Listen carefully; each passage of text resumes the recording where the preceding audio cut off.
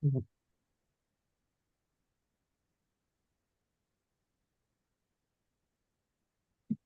welcome everyone. I am Rob. We are going to get started in just a minute. We want to give plenty of time for folks to log in. Feel free. We can't see or hear you all, but we can communicate with you using the chat box. I am going to drop in here. I'm Rob. I'm in Maine. Feel free to chime in and let us know where you're calling in from, and also uh, if you're running for office, what office you're running for. You can ask questions throughout this presentation at any point this evening. We'll try to work it into the presentation. There's also a Q&A button at the bottom of your Zoom screen that you can use to submit questions as well. And to those of you who are watching in Circle, good to see all of you. We have a member of our team who's going to be monitoring Circle and is going to be lifting up questions from that channel, so you guys can participate as well. But without further ado, I'm kind of just going to dive right into things. Um, Jared, you're our guest here today, and we are here to talk about one of the most important parts of the election, which is election day itself. This is where all of the planning and hard work really has its potential to pay off, but it's also where some of the smallest missteps can cause people to stumble right before the finish line. So the goal today is really simple. We want to make sure that all of the folks watching and their team know exactly what to expect on election day. And so this feels like a good time to let Jared introduce himself and talk about some of his bona fides. Jared is our political director here at goodparty.org. And Jared, yeah, please introduce yourself. Tell us a little bit about your background and why you're the right person to talk to about election day operations. Oh, thank you, Rob. Hi, everyone. I'm Jared Alper. I lead the political team here at goodparty.org. And we are working alongside many candidates right now. We're up to almost 1,000 candidates that we're actively working with who've bought our pro-level tier of service with elections on November 4th. It's an exciting time for us and the political team, knowing we've been doing elections all year on scattered different days of the week and month. But November 4th, which is 19 days away, is the last date of the election cycle for us. And it happens to be the one where all of these races come together. And over the course of this year and many, many more years prior to that, I've been running campaigns of all different shapes, sizes, places and parts of the country, working with candidates to land their campaign goals. And this is an especially important time to know how to do that. We're 19 days away until November 4th. A lot of this work that is being done is coming down right now. And our role on the political team, and certainly in this training tonight, is to help our candidates best understand exactly how they can position them for success in the home stretch. Awesome. Well, thank you, Jared. Before we dive into all of the logistics of talking about really election day itself, I thought it might be useful for you to paint a picture of what the ideal final week of a campaign looks like. Can you walk us through that? Yeah, it's a great question and one we're getting a lot right now. And so what we're telling folks is in the final week of an election, there is an unavoidable element of chaos that comes into your life, but it should be controlled, and controlling a bit of the energy and excitement and chaotic sort of being all over the place is what generally separates a good campaign from a campaign that runs into disorganized chaos. And so, in every sense of the word, the candidate, their staff, their volunteers, their teams are all sprinting to the finish. And the goal for the last week of the campaign is to make sure that everyone knows where they need to be, where they need to be, what time, what they need to say, do, and what their goals are in order to make the most out of every minute.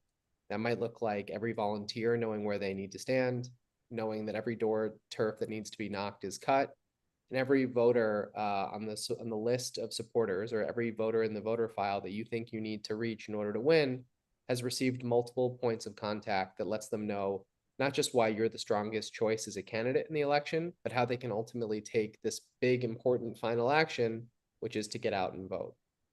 And so, in terms of what that might look like, sort of at the final week of the election, you might take the Tuesday before through the weekend to make your final touches to voters. You're going out into the field, you're staffing polls, you're knocking doors, you're making sure your last minute get out the vote campaigns like calls and texts are set up and ready to deploy. You're paying all your last minute bills, but you're also importantly thinking about where you're going to be on Monday and Tuesday, which is Tuesday being the election day, Monday the day before, to ensure that as soon as the polls open on that final Tuesday morning, you know exactly where you need to be and where your team is going to be headed into the moment that polls do close. It's also a nice opportunity to think about how you're going to close out the campaign after the polls actually close, who you're going to celebrate with, how you're going to get the results, all of that good stuff. Some of those activities, by the way, we'll talk about them a little bit later. They might include things like poll watching, chasing votes by, again, going to those doors, making calls, texting voters, but also thinking about what are the things that you might have to troubleshoot in the home stretch, right?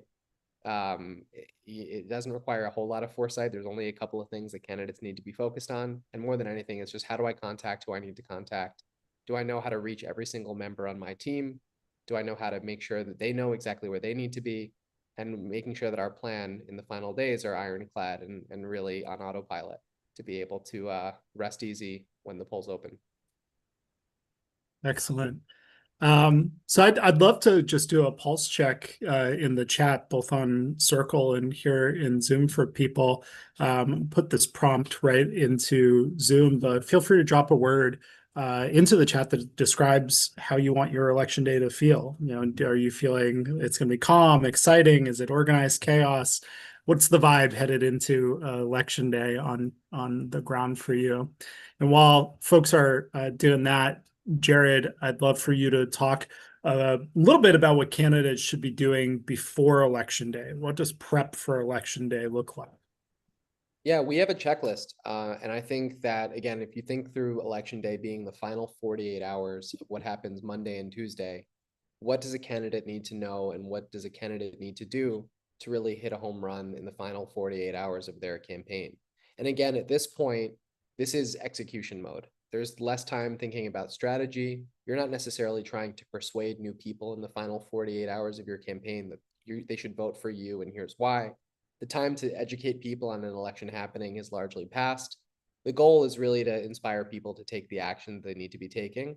And in a certain extent, it's not about, again, it's not about planning. It's really about getting those last few voters that you need to get out that can make a difference in your race. And in many instances, campaigns might even feel like they're on autopilot. I see someone in the chat, Mark, is saying there isn't that much to do on a Tuesday of election day. That's a very normal feeling if you're really well organized. So on that Monday, what can you do? You can first and foremost, if you're not aware, and especially if you're a first-time candidate, you can educate yourself on all the different polling locations in your community. Sometimes folks don't know exactly where even they can cast a ballot. I've had campaigns where candidates get so swept up in the fervor, they don't even think of where they're personally going to cast their ballot. That should be done first thing in the morning when polls open. Where are you going to vote and what are the highest volume polling locations in your district? It's a great time to also learn about the rules. Every state has a couple of different variations on how you can campaign at the polls themselves. Where do you have to stand? How far away from the door? What can you distribute? Can you put signs out? All of these things are stuff that you can learn in the final closing days of the campaigns that you can really be successful at the polls themselves. You can assemble all of the kits you'll need, right? So make sure that you have all of the literature, snacks, water, the little things that you'd want on your possession when you're standing outside of a polling place for 8 hours over the course of a day. And most importantly, you can set your volunteers up for success. Let them know where they need to be, how they can fill in backfills in the event that someone is not able to get there in time, what materials they may need, what they should be saying and doing at the polls. And ultimately, the most important thing is just how can everyone communicate with each other? Make sure that you have a means to ensure that in the event something goes wrong, no one is kind of twiddling their thumbs or running around unsure of how to get a hold of you. Every line of communication should be crystal clear. Again, all that stuff is last minute planning that you can do on the Monday before the election. Tuesday is all about execution. You get to the polls as soon as they open, cast your ballot if they haven't voted, and do your grip and grin to hopefully get as many people who maybe are coming to the polls still persuadable to cast their ballots for you. Excellent. So sun comes up on election day. What should the first few hours look like? You did a really good recap of what preparation looks like, but how should folks' days start on election day? More than anything, it's just starting with communication to the people that you need in your corner on the election day itself, right? So today's the day, maybe you're waking up at 6 a.m. You may be expecting others to wake up at 6 a.m. Checking in on those folks, make sure they're up, make sure they're ready for a day of electioneering is really, really important. And generally, this is where right out of the gate, you'll know if there are any holes that need to be filled, right? People sometimes oversleep, they get sick, their kids get sick, they have other commitments that they didn't anticipate popping up. This is where you can right away right the ship and make sure that once you're out in the field and you may not be as easily accessible because you're talking to voters or you're casting ballots, you can solve those problems right out of the gate. Check in with your volunteers, check in with the people you're relying on for the day, and just make sure that everyone's in lockstep and marching to the beat of the same drum. As soon as polls open, you want to be there. And this is generally when I tell candidates also, again, make sure that you can go at the very least to the poll that you can personally vote in. So there's zero chance if you didn't already vote early that you forget to cast your own ballot. If you have a large family, a significant other, children, whatever, and they're eligible to vote, bring them with you. Make sure that you can cast your ballot. But importantly, also whether you're running for the first time or you're running for re-election or you're running, for a different office, I think it's also an important thing to take a moment to breathe and just reflect on the fact that the journey is coming to an end when you cast your ballot or when you shake the first hand of someone who is going to cast their vote for you. It's sort of a moment I think a lot of people sometimes get swept away in. And it's an important thing to acknowledge, like, it's election day, all the work that you've been contributing towards this moment is kind of being realized. Whether you win, whether you lose, it's a thing that I think candidates ought to relish a little bit more when the polls open, that they can really enjoy the experience and knowing that a lot of the stuff that you've done is already been cast. Every campaign is a little bit different in terms of resource, but the polls are also candidly the best signals you're going to get on how you're going to be doing, right? You're meeting voters who are casting their ballots in real time. If you think about exit polls or things like that at a lot of the local levels, that's not necessarily something that people are investing huge amounts of sums into the way that you think of a presidential campaign. But it is an opportunity for you to get a sort of finger on the pulse of how people are behaving. Are they even voting in your election? Are they aware of who they're going in to vote for? Is there anything that you can do to try and tip the balance that you get an extra 1% or 10 voters to come out and turn the page and turn the ballot for you? Most of that is done just by standing outside, having good conversations, getting a hold of people, letting them know who you are and what got you into it in the first place, and asking for the vote at the location where people are going in to cast their ballots.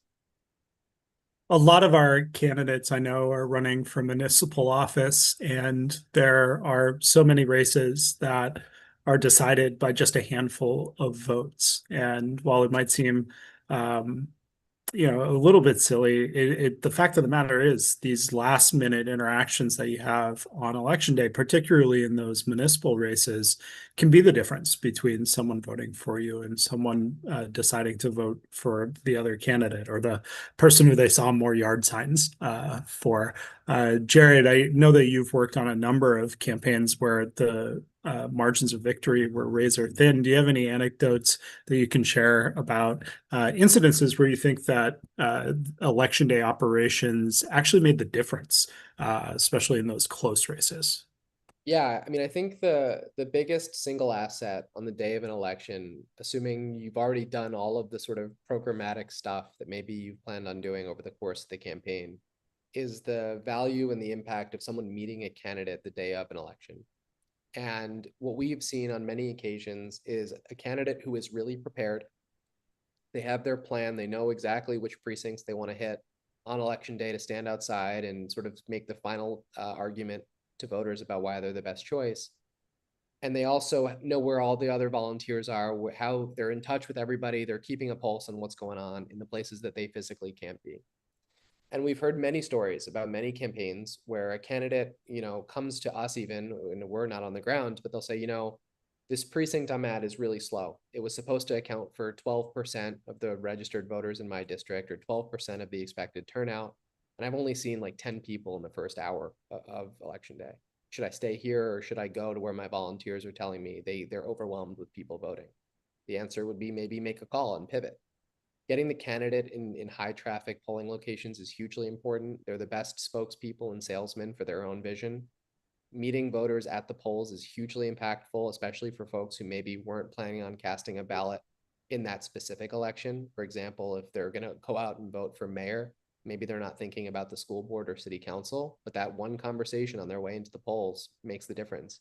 And to your point, Rob, in an election where 10 people can swing from a narrow loss to a win, getting the candidate at the high trafficked places, using the feedback you're receiving from other people who are staffing the polls with you is hugely impactful.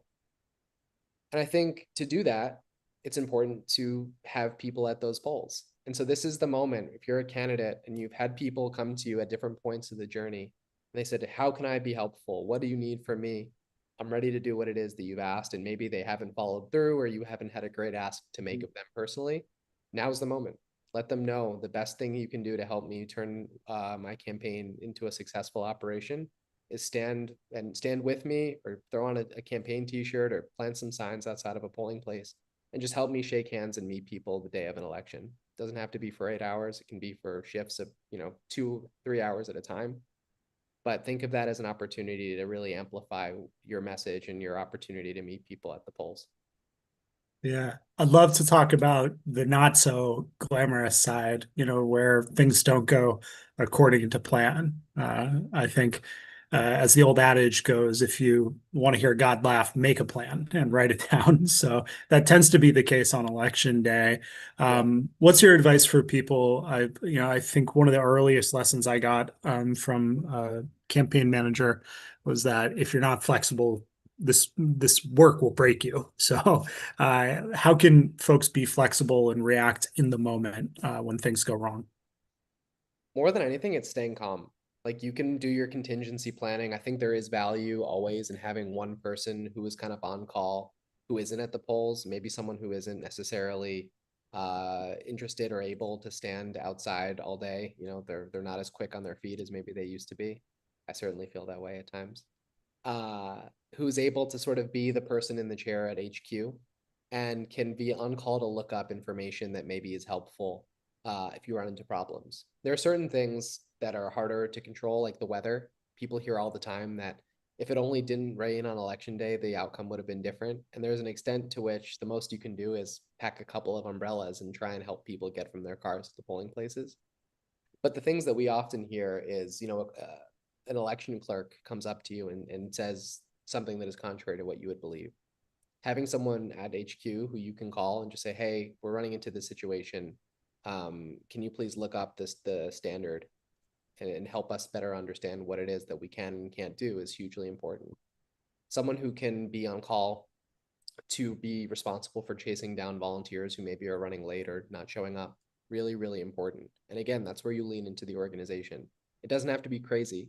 I think sometimes we say get organized, and folks spend 6 hours building a really complicated, web of phone numbers and documentation. Really, all we're talking about is a spreadsheet with people's names, phone numbers, and emails, and where they're supposed to be. And all that person needs to do is say, hey, so-and-so, we were expecting you at this place at this time. We are hearing that you're not there. Is there anything we can do to help you get there? And if not, and are you able to get there on your own?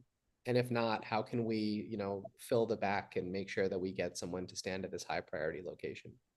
All that is just having a contingency plan and being able to execute it by putting yourself in a position to stay on top of some of the predictable pieces of chaos that sometimes get a little crazy. Yeah, I want to ask the question to all the folks who are watching. What are you worried about on election day? What are some of the problems that you think might pop up? And we can talk about how to troubleshoot for those during Q&A.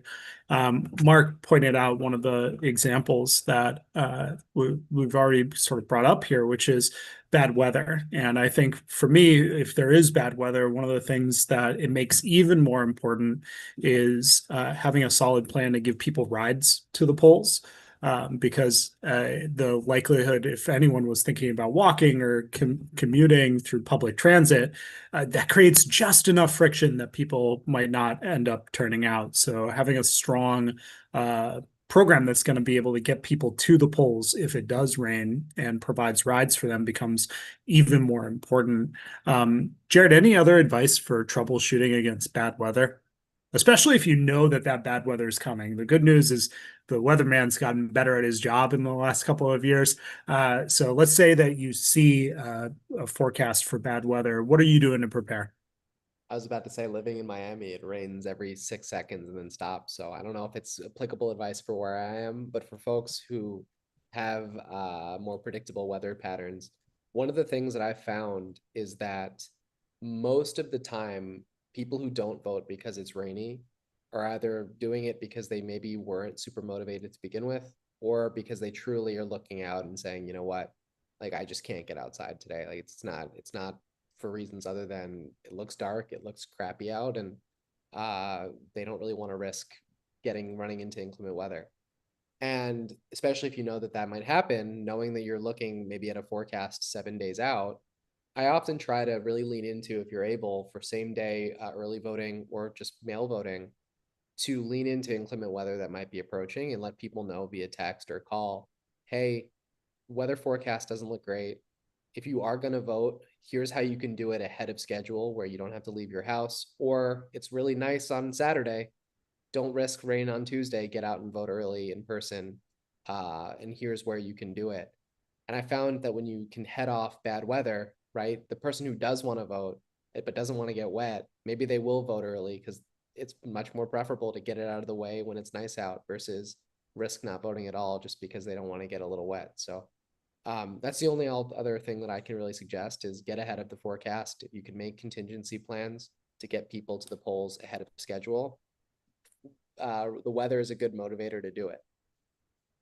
Another common issue that someone's bringing up is if a election site is closed or if it gets moved. I know that this has happened a couple of times in the last number of years, especially with issues of redistricting. Sometimes you find out that your polling place is now on the total other side of town. Advice for folks who are finding closures and that sort of thing? That information should be published reliably before the election, and that's exactly why we're talking about the prep prior to the polls opening. So this is one of those things where if you're finding out Tuesday morning that where you thought you were going to vote is not where you're actually voting, unless a huge administrative error took place, which is sometimes out of control and you have to troubleshoot that in real time. But more often than not, it's that you're just used to going where you thought you needed to go to cast a ballot. Don't make any assumptions, play it safe, call the local board of elections or the county clerk or whomever it is if you don't have the information reliably online. Get a list of the polling addresses and locations, and then even help communicating that to other people who you need to vote is a really impactful tactic, whether it's posting on social, sending out a text, sending out emails to friends saying, hey, the polling changed, the polling location changed because of recent, redistricting or construction or whatever it might be. Generally speaking, the candidates are the most informed because they're the ones who've got the most to gain or the most to lose. And if it's catching you by surprise, it's probably going to catch a whole lot of other people by surprise too. So do the legwork early, get that information as quickly as you can. You should be able to do it right after this call. I'm assuming polling locations are live in most parts of the country. But certainly don't wait until polls open on Tuesday the 4th. Awesome. So let's talk about one of the most misunderstood parts of election day, which is poll watching. What do our candidates need to know about poll watching? Yes. First and foremost, it is not an exercise in creating a dramatic, theatrical event or movie. Poll watching is an exercise in collecting and monitoring the behaviors of the voters and doing so in a way that's respectful, that is persuasive if need be, but also more than anything, just to collect information on how you anticipate things are trending in any direction. There are rules in most states. We sort of mentioned it at the top. Every state's a little bit different. More often than not, if you call the clerk, they'll give you exactly what it is that you need to be doing. In many places that I've worked, for example, you are not allowed to have people standing within 100 feet of the front door to the polling location, which means everyone sort of creates a little bit of a wall outside of the polling location of 101 feet away or 101 yards away, whatever it might be, to reach voters as quickly as they can, as close to the door as they can. Learn the rules. It's one of those things that it's not a great look. It's not a fun feeling to be admonished by an election official, especially if you're in the middle of a conversation with a voter uh, learn whether you can distribute literature, what a voter can take into a polling place. And even if you're comfortable and capable, having conversations after they come out and just saying, hey, thank you for voting. Hope I earned your vote, or hope you were able to make it down the ballot to my election. And in doing that, you'll collect little nuggets of insight that you can feed back to the person who's at HQ to say, hey, here's how we're trending at this specific location. The one thing you'd want to avoid is getting into fights, getting into really pushing or nudgy conversations. I've sometimes seen candidates like chasing voters into the polling locations because they're so having such an animated conversation. Again, you're not trying to persuade people at this point. They're already doing the thing. They're already going out to vote. You want to just have a good interaction that leaves a good taste in people's mouths. Yeah, I think that there are a lot of great nonpartisan resources available as well. The League of Women Voters in most states has a legal hotline that's available if you think that anyone's trying to suppress the vote, for example, they're able to call into. Most of the time, it's a voter 411 type site that the League of Women Voters puts out. So shout out to them because I think that they do a lot of great nonpartisan work around this space. And I think that that can be an asset to people. And doing this poll watching when it is at its best is about protecting people's right to vote. So it's not just symbolic, it's highly strategic at the end of the day. Um, one area that we haven't talked about much, and it's stuff that comes ahead of Election Day that I see a couple questions around from our circle viewers is mail chase and absentee mail chase. Kimberly is calling in from or watching in Oregon where mail-in voting starts 3 weeks ahead of time, and they have drop boxes all over the voting districts. The Secretary of the State has stats on who has submitted their ballots, so that makes it really easy. Oregon's one of those states that has one of the stronger infrastructure for keeping that information updated. And they also get notification on when ballots are rejected, so you have an opportunity to cure the ballot. So all of this builds up, Jared, to what is your advice for folks who are headed towards Election Day in having a successful ballot chase program? It's just knowing where you can get the data first and foremost. And many states are really good about this, where they'll give candidates who ask for it rolling updates on their polling or on their voter participation rolls. Other states, it's a little bit more of a tooth pulling exercise. And a lot of that just starts with where can I get the data and who do I need to go to get it? And then applying that and making decisions based on who's already voted every day. We see this all the time in peer-to-peer text messaging, for example, where folks come to us and say, hey, I want to pull the list of the people who've already voted, so I exclude them from peer-to-peer messages, or I don't go to their doors because they've already cast their ballot. We work to do that and help candidates get the most up-to-date voter information and make use of it. Other states will give you breaking up to the minute, daily, not up to the minute, but daily reports of people who've cast their ballot. And you can use that on your own to make key decisions again around the likelihood of other members in the household to vote. Or you can even use that to help inspire action from people who've already voted. So just because someone's cast their ballot doesn't mean they can't still be helpful, of course. Maybe deputize or help that person get to the polls to help volunteer for you, help them turn other people who maybe haven't yet voted into voters or actionable people who can support the campaign. It's an important piece of the equation year over year, especially since the pandemic, as people have adopted the idea of voting early and not waiting in line on election day or getting their voting a little bit out of the way ahead of schedule. Yeah, another question, Jared. This one comes from Randall Hardy. They want to know about in the last 48 hours, the Monday and Tuesday of an Election Day push.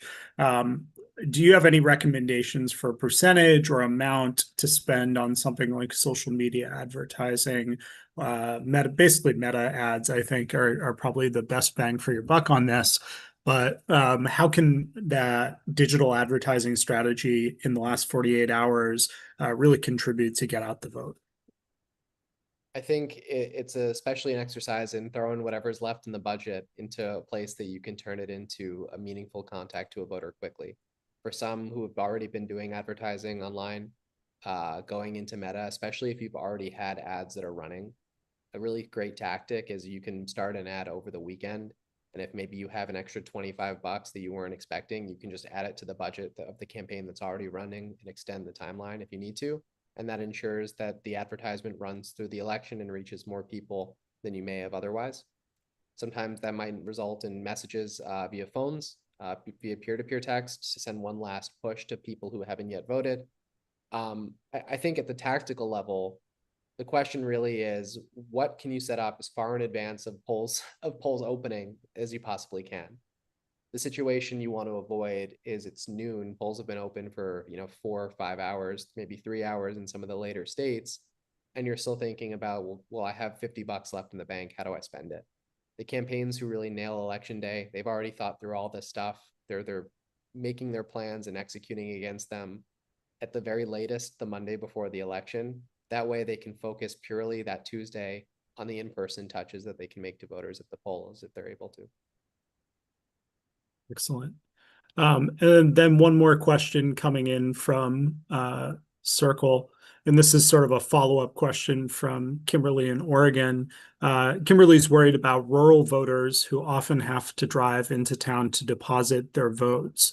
Mail-in voting also uses the Postal Service, which might be impacted by the shutdown that's taking place currently. If that extends for additional weeks, and there could even be further interference.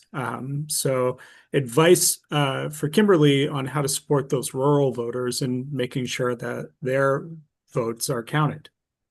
It's a great question, and a very, very timely concern, obviously, given that there's going to be, or it's very possible that there might be disruptions given the state of the federal government right now.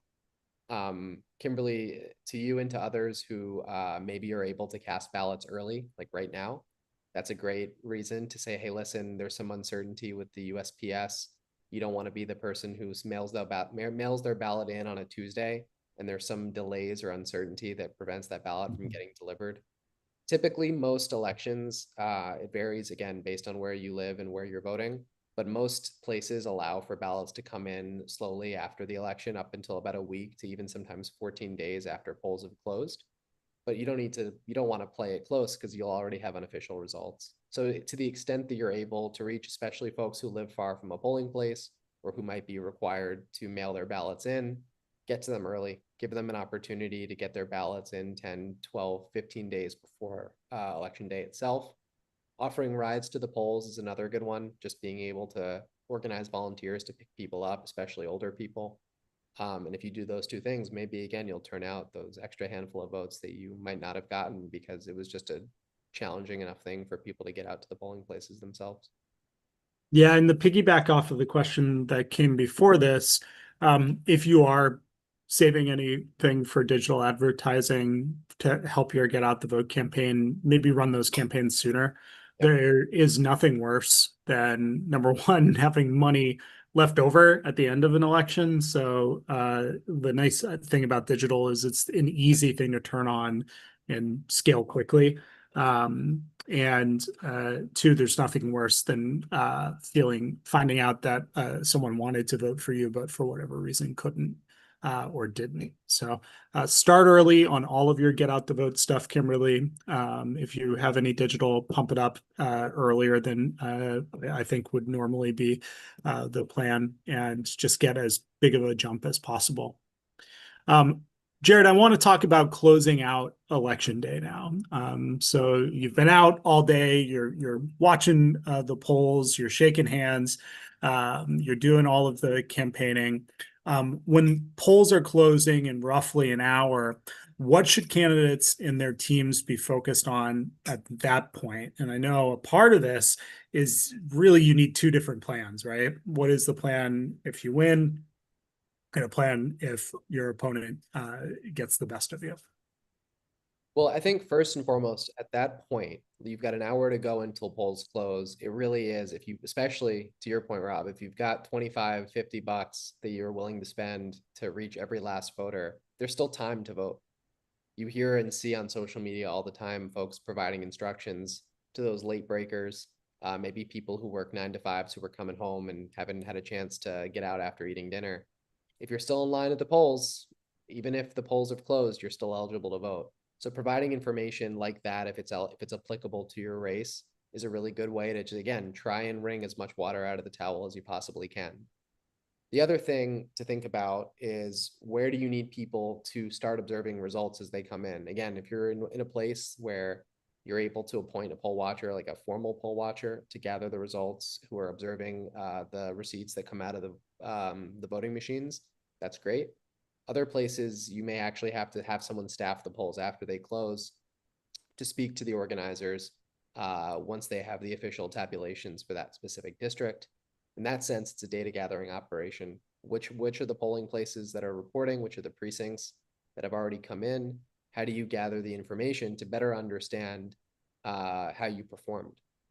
And I think the most part, the thing that I often tell the candidate, especially to do, this is important stuff that we're talking about, but especially if you've run a really high energy campaign, speaking about taking a moment to breathe and reflect on it, having an opportunity to thank your supporters and celebrate the closing of the election, regardless of the result, I think is important.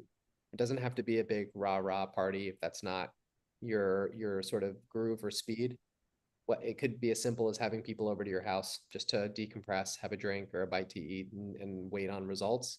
But I think that people who volunteer, especially for a campaign, the candidate, their families, once the polls have closed and you truly have done absolutely everything you can do, it's a moment to decompress, to celebrate the end of the journey and the start of whatever comes next, and thank the people who were with you along the entire step of the process. So it's something I always encourage candidates to do: express gratitude, express some humility, express an opportunity to be thankful for the people who are with you, and enjoy, hopefully, a positive result. Yeah, there's a former candidate for president and a former U.S. senator named Bill Bradley. And he once very famously said, running for office is an act of faith, and you put yourself in the hands of the voters. And on election day, you find out whether their faith in you matches your faith in them. Basically, you find out if they held the net to catch you on that leap of faith. And there is a certain point in the election evening after the polls close and where you're getting ready for the results to come in, where I think that, to Jared, your point, it's just really nice to take a pause and to enjoy the fact that you've done everything at that point that you can do. And there's that moment of indecision and uncertainty that happens between the official results coming in. And I prefer to think of that as a peaceful time than a stressful time. Jared, I want to talk a little bit about what you do so much of, which is advising our folks on how they can use goodparty.org tools, particularly the pro tools, to be able to win their campaign, especially at the sort of final push here as we enter get out the vote. I know that you have some standard advice that you tend to give people about how many voter contacts to make, what type of text messaging campaigns they should be running. Your dog is adorable and just popped up behind you like a ninja that was going to suffocate you. And I don't want that to go unnoticed. But yeah, can you talk about what, every campaign is different, but there is some kind of one size fits all advice that we tend to give people. Can you talk about what the tools are that we have and what some of your blanket suggestions are for people? And folks, this is a perfect time to put in a last call for questions, both in Circle and also in Zoom here. While Jared talks through these pieces, we'll collect Q&A to close out the presentation. I think the big piece of advice that we would give candidates, and that we're actively giving candidates right now, is to be laser focused on your target in the home stretch. So every candidate who has been on our platform sees a target number of voter contacts to make on their dashboard. Many people have been incrementally moving closer and closer to that as we are wrapping up the election. Some folks may have some votes to be made, or some contacts to be made in the home stretch in the final weekend. And I think that for every single candidate, whether you need 1,000 more voter contacts to be made, or 10 voter contacts to be made, or 10,000, whatever it might be, being really aware of how you can get as close to that number as possible and ideally even exceeding it in the home stretch is the most important advice we can give, because this is our interpretation based on what we think is likely to turn out in terms of voters, the number of persuasive contacts that need to be made to have success on election day. And so for us, the work that we're doing with candidates is we're looking at those targets for each individual person that we work with and say, what do we need to do to help the candidate hit that number? For many, it's peer-to-peer messages, it's scheduling those pre-recorded calls, it's helping people target the right precincts, understanding where they need to go on election day, which doors they might still be willing to knock or able to knock if they're really activating people on the ground. But it's not done sort of just for the sake of knocking on doors, right? It's done purposefully to chip away at that big goal. And I think what we find in the last 7 days or the last 10 days of an election is this wave of urgency to hit that target. We're certainly pushing candidates in that direction, but candidates are also arriving to us with a very clear sense, though the candidates who are organized, right, come to us and say, I just need to get 1,000 more touches to voters. How can I do that? And so for us, it's if we can help you on digital, we want to do that. If texting is the most practical application, we'll do that. If you've got an army of people, which 1,000 doors should we knock? We'll help you do that. We are trying to apply every different tactic that is in our disposal to strategically hit that voter contact goal.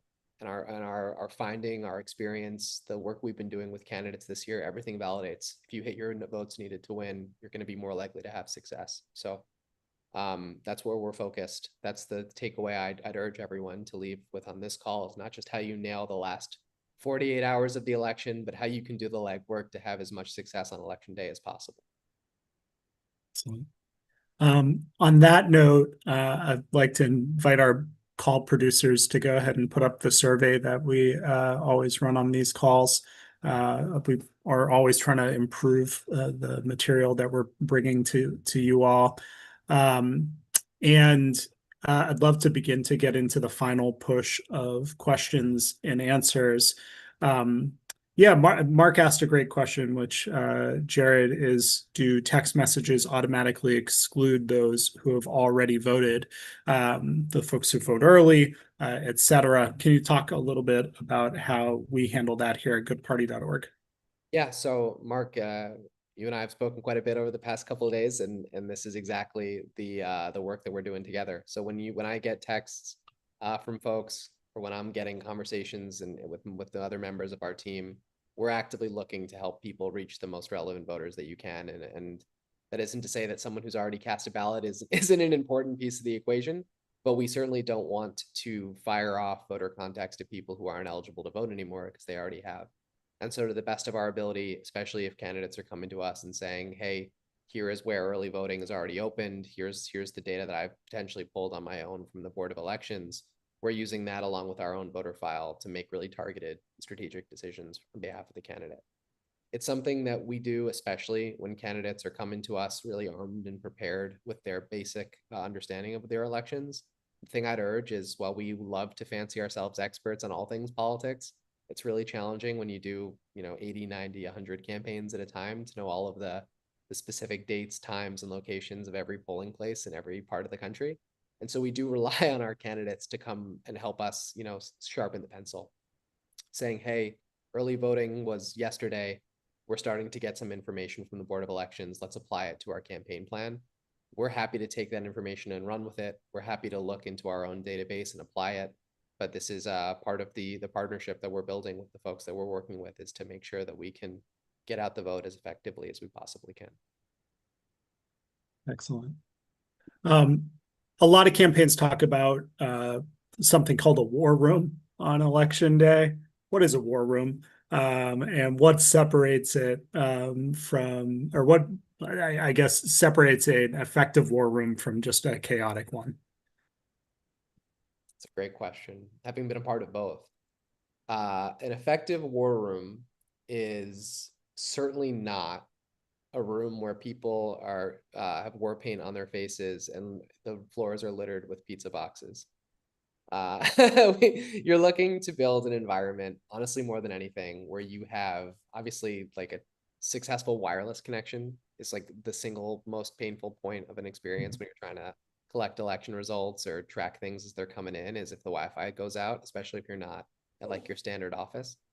But more than anything, it's a group of people who are committed to building the HQ. They're not necessarily out in the field. They know all of the information that they need to collect from the boards of elections. They have the infrastructure, again, that's been built prior to the polls opening, which could just be as simple as a spreadsheet with all of the different precincts that they're trying to collect information from. And they're also keeping in real time a list of the people that might be breaking information about the election. So that might be following local journalists on social media. It might be knowing when you're going to be scheduling out some of your communications to voters. It's tracking the volunteers, the polling places. It really just is the room, not to quote Hamilton too heavily, but it is the room where it happens from an administrative perspective. Yeah. Another definition question. This viewer asks, what is a bellwether, and how can you use bellwethers to try to predict the outcome of an election? Well, it's a good question, and we're going to be hearing it a lot because every year after a presidential election tends to be a sort of, especially at the national level, a series of conversations where we can draw conclusions based on things that we're seeing in other places. And I think when you think of places like Virginia, where there's a governor's election taking place this year, in New Jersey, where there's also a governor's election, people are looking for indications of how voting behavior may have shifted as a result of whether it's national trends or state trends or issue trends, whatever it might be. And so this is something that may be relevant in some races. It may also be, and specifically local elections too, right? If you're living in a county that maybe is nationally regarded as a swing county, how people vote for a mayor may actually provide some insight into how voting behaviors are going to be affected at scale. When we think about bellwether places, whether they're states, counties, congressional districts, whatever it might be, it really is a opportunity to look at how people are behaving differently than they may have in the past based on other sentiments of the body politic. And so you'll hear it, I'm sure, based on what happens in Virginia and New Jersey and some of the state legislative races that are happening around the country. It's an effort for people to better understand how the country may be shifting in terms of attitude. Um, if you're a candidate who loses, hopefully narrowly, what's the smartest thing that you can do immediately to set yourself up for a comeback? And then there's a follow-up caveat of when do you know that you should officially concede? I don't think you have to make any rash decisions. And I think sometimes that is the thing that happens to candidates too quickly is they, especially when the results aren't even official, are already thinking too far into the future or immediately that they need to end the campaign because they've gotten signals that they may have not gone their way.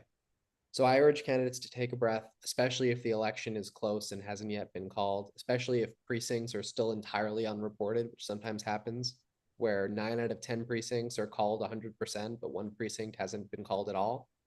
It's an opportunity to take a breath, think things through, wait until you get official results. Again, most folks, this may be true if you're running for president or the United States Senate, there's an expectation and a pressure to concede really quickly, especially in the last several years. But if you're running for mayor, for city council, or county legislature, I don't think you should be feeling a huge burden of pressure to immediately call your opponent and say, hey, you got me this time. I just don't think it's necessary. And oftentimes it puts the candidate in a frame of mind where they may eventually regret having called it so quickly.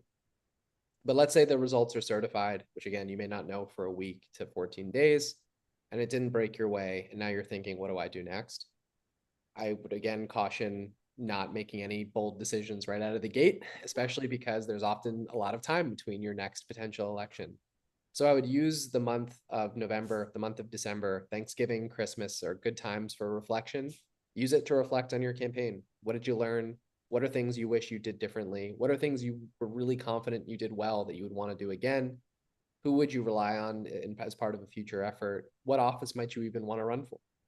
All of these questions can be figured out and will be figured out by hundreds, thousands, and tens of thousands of aspiring people who want to run for office in that exact period of time.